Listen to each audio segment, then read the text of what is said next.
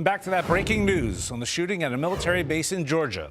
Action News Jax has live team coverage of the shooting. We've been at that base for hours asking questions, and we're at the home where the suspected shooter has lived. We start with Action News Jax Jake Stofan live in Fort Stewart. Jake, Army officials confirmed the suspect was recently arrested for a DUI.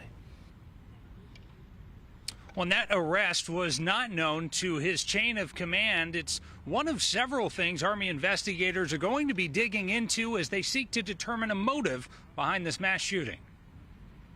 Fort Stewart went into lockdown at 11:04 a.m., just 8 minutes after the police were dispatched to the military installation to respond to shots fired. According to military officials, the man responsible is 28-year-old Jacksonville resident Quornelius Radford, who brought a personal handgun onto the post this morning. He's an automated logistics sergeant who serves in the 2nd Armored Brigade combat team at Fort Stewart.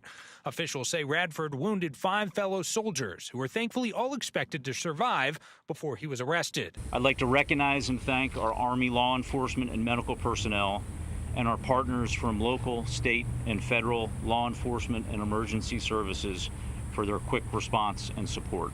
Brigadier General John Lubas is the commanding general of the 3rd Infantry Division. He confirmed Radford had never seen combat and was recently arrested for a DUI. That was unknown to his chain of command until the event occurred, and we started looking into the law enforcement databases.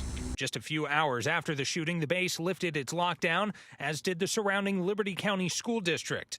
Now the investigation shifts from response to accountability and attempting to find answers as to why this happened. The shooting occurred at the soldier's place of work. It did involve his co-workers.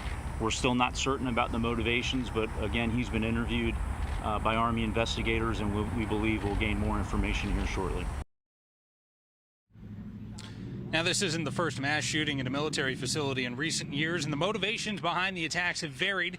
Coming up tonight on Action News Jax, we'll speak with a counterterrorism expert about how the motivation behind today's shooting could impact the military's response moving forward. For local coverage you can count on, live at Fort Stewart, I'm Jake Stofan, Action News Jax. Jake, thank you. And we do want to break down the timeline here of what happened and when. Law enforcement was dispatched to a possible shooting at 10:56 a.m. 8 minutes later, a lockdown was initiated at 11:09. Emergency crews were sent to help the shooting victims.